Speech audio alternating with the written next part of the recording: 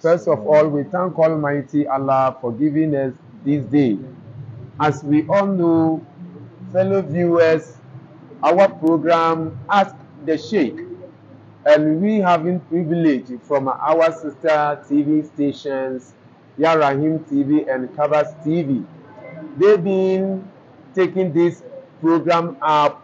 We've had our dear Sheikh Abdallah with me now. And as the saying goes, ask the Sheikh. We are going to ask one or two things from our dear Sheikh from out of his khutbah that he presented to us this afternoon. And for that matter, we ask our Sheikh, Assalamu alaikum wa rahmatullah. Wa alaikum assalam wa rahmatullahi wa barakatuh. Sheikh, we first of all thank Almighty Allah. Today you addressed your Ummah or the entire Muslims who came for prayers on the issue of the essence of the significance of Eid al-Adha, the sacrifice of Ibrahim alayhi salatu wasalam. When we are to ask, Ibrahim alayhi salatu wasalam has become a bosom friend of Almighty Allah. Is it only the sacrifice that Ibrahim was able to overcome, the trial that he was able to overcome, that made him the bosom friend of Allah, or there is more for you to tell us? Naam. Allahumma salli ala Muhammad wa ala ali Muhammad wa sallim. Nabi Ibrahim alayhi salatu wa salam, as I stated in my khutbah, epitomizes sacrifice, and he is known to be Khalilullah, and the bosom friend of Allah subhanahu wa ta'ala. He was someone who from the onset has a very good orientation of who the Creator is. Because the Quran made us realize at a point when he saw the stars or the moon, he was thinking then, because he grew up with a desire and a very strong instinct at knowing Allah. So at the point when he saw these celestial bodies, he was thinking they are. But then when they now set, like in the case of the moon, when he said, he said, no, I don't want that God says. And look at the sun and say, oh, this is a bigger one. But then when the sun also said, he said, no, I'm going to my Lord so that he give me guidance. So he, from the beginning, Allah has kind of prepared him to be what he turned out to be. So in his family, Allah subhanahu wa ta'ala in his wisdom made him grew from a family of idol worshippers. He rebelled against the idol worship. He did not participate with them in the idol worship. The desire that he participated with them in the idol worship, he didn't. At the point, he destroyed all their deities and placed the axe on the shoulder of the bigger one, of the deities. So when they came, they were annoyed and they suspected him to be behind it. And so when they asked Ibrahim alayhi salatu wasalam, for Ibrahim alayhi salatu wasalam to belittle their thinking, he said, no, you ask the bigger deity, because the axe is on the shoulder of the bigger deity. Ask him, perhaps those smaller ones, somehow they were disrespectful to him. That was why they were broken. So at that very statement, they realized their folly. And they saw that really what they were doing is not the right thing. However, they did not acquiesce to the fact that they were doing the wrong thing. They decided rather to kill Ibrahim alayhi salatu wasalam. And Ibrahim alayhi salatu wasalam was someone, because of the orientation he has gotten from Allah subhanahu wa ta'ala, stood his ground. He was steadfast. And so every preparation was made to throw him in a furnace. He was thrown into a furnace and nothing happened to him, because Allah subhanahu wa ta'ala has prepared him as his bosom friend. So that is the beginning of the qualities of Ibrahim alayhi salatu wasalam. He has demonstrated right from the beginning someone who has the element of the fear of Allah in him. You understand? So along that very line, Allah subhanahu wa ta'ala started preparing him. It was when it became pretty obvious that his community or his people, including his very family, they want to eliminate him, that he decided now to leave them completely. So just as I said in the khutbah, there's a lesson for you and I, that when you live in an environment or a family, those who will want you to go against Allah subhanahu wa ta'ala, nothing stops you from leaving that very family. So they go to a place where you'll be able to serve Allah subhanahu wa ta'ala. So that's the example we have seen in Ibrahim alayhi salatu wasalam. And similar was always seen in the Prophet Muhammad sallallahu alayhi wasallam, when he himself migrated from Mecca to Medina. Mecca was his comfort zone. That was where he was born. He grew up and everything. He loved Mecca and he loved any other place. But he has to leave because of the pressure he received from his people who wanted him to worship idols as against Allah subhanahu wa ta'ala. So there's a great deal of lessons in Ibrahim and also his progenies, which include the Prophet Muhammad sallallahu alayhi wa sallam. Now, Sheikh, thank you very much. Deriving a lesson from what you just told us, we found out that after the Ibrahim has been thrown into the fire and he being protected by Almighty Allah, and he decided to leave his family, we find out that still the trial didn't end there. It goes on and on and on. And when we are looking at the prophet, as you make an instance, we find out that after the prophet had left the Mecca to Medina, still the trial didn't end there. It still went on and on and on. So can we say it's because of the trial that you must leave your family, or it's because Almighty Allah is with you all the time and the trial can come all the time in his name that we should leave? Now, leaving a given community or a particular community or where you call your comfort zone to another place in order to worship Allah is among the trials. That's not the only trial. That's not the only trial. Prophet Ibrahim alayhi salatu wasalam and Prophet Muhammad sallallahu alaihi wasallam, they left their comfort zones and they went somewhere else to be able to propagate their religion. So when Ibrahim alayhi salatu wasalam traveled and left his community, where he went, he still had his challenges. Among the challenges was that he had a wife, and for a very long time they were not having an issue. They were not having a child.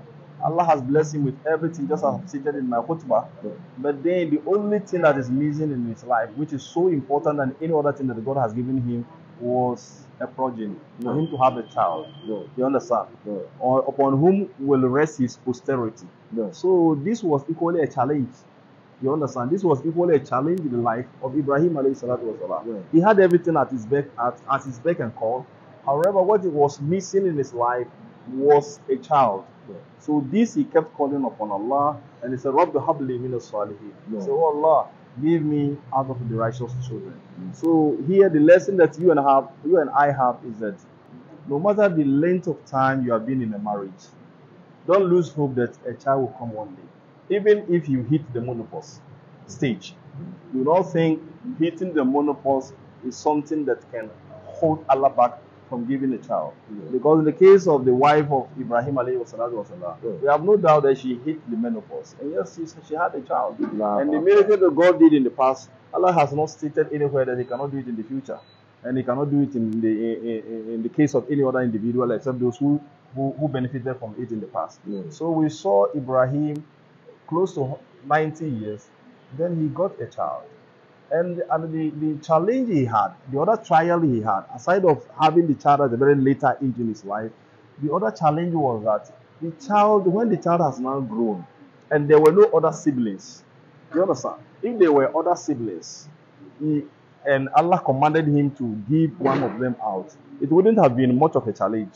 But that was the only child. And he has lost every hope of having another child.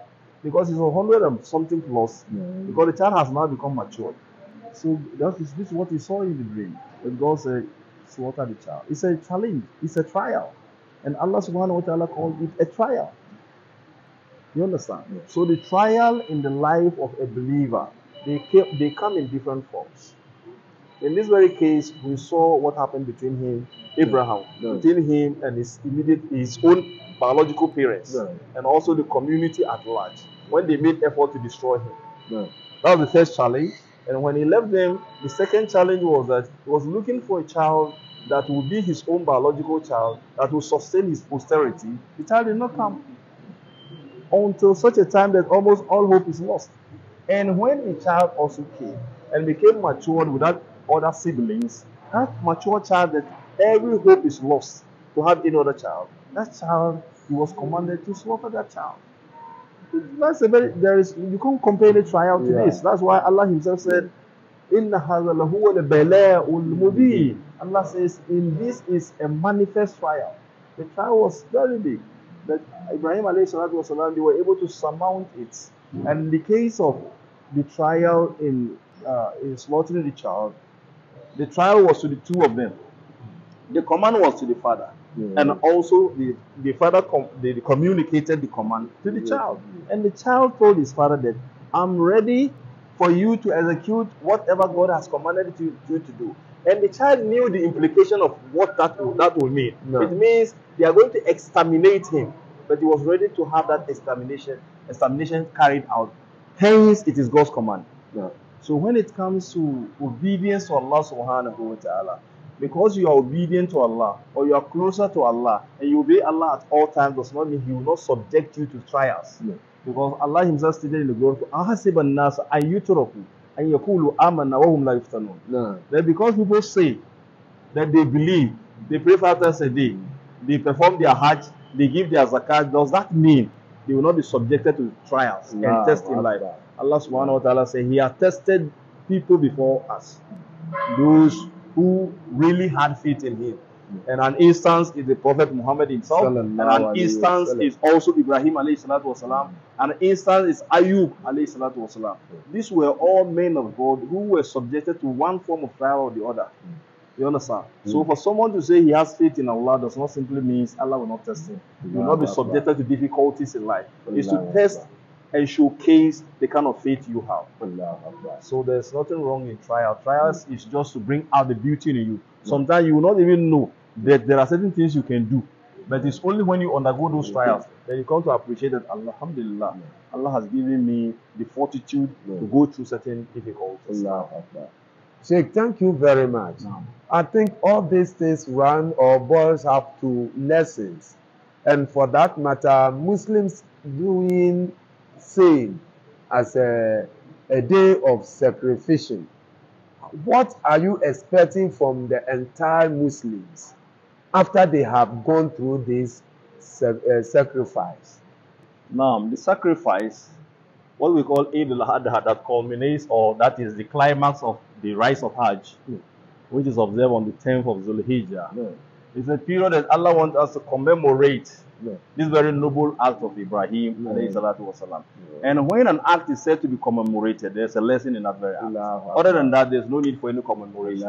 You understand? So the issue of slaughtering animals and what have you, Allah has categorically stated in His book that the blood of the animal does not reach him. Neither the flesh reaches him. What reaches him is the faith that precipitates that slaughtering. So the faith you have in Allah is what is of essence to Allah, and not the animal you slaughter. In any case, the animal you slaughter, you eat them. Allah did not say go and slaughter the animal and dump them somewhere. But He has even given you the right. Just go for a specific animal, the right type, slaughter them and eat them. You understand? So sometimes you ask yourself, what is the essence? If it is all about slaughtering animal and eating it, then there's no sacrifice in this.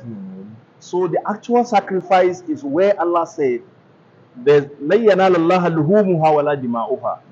the flesh and the blood does not reach Allah. At-taqwa is just what Allah wants. That is the piety or righteousness or the fear of Allah. So the fear of Allah is that which is of essence to Allah, and not the slaughtering of the animals. This is the act of slaughtering is just for us to remind us about Ibrahim and the noble sacrifice that he was about to discharge when Allah subhanahu wa ta'ala stopped him. So every one of us, as I said in the khutbah, should look in his own life. Who is his Ismail? Ismail to Ibrahim, there is nothing in the life of Ibrahim that compares to Ismail. Not even the life of Ibrahim himself. If he had been given a choice between himself and Ismail, he would have decided to go and leave Ismail. So there was nothing in the life of Ibrahim that he cherishes so much like Ismail. So what is it in your life that you cherish so much that the deen wants you to do, that the deen wants you to show piety, that you have refused to show piety. You understand? So it depends on what you consider to be dirty or Ismail. It may not be normal, it may be a behavior. It may be that you are attached to some behavior, and that behavior is not consistent with the Sharia. So drop that behavior, then you have dropped your own Ismail in your life. You understand? Yeah. So it depends on what is that thing that you so much cherish. But that thing that you so much cherish, Allah wants it, or Allah does not want it. So Allah wanting it, your ability to give it to Allah shows that you have really demonstrated. And also that which Allah does not want, that is in your life, that Allah wants you to drop, that you were able to drop.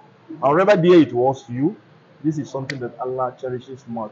But the slaughter, they are all just rituals. The actual essence of it, which God Himself has said, is at-taqwa, which runs 354 days in a year, not one day in a year, called the day of Zulhijjah, the 10th day of Zulhijjah, or the day of Eid al-Adha.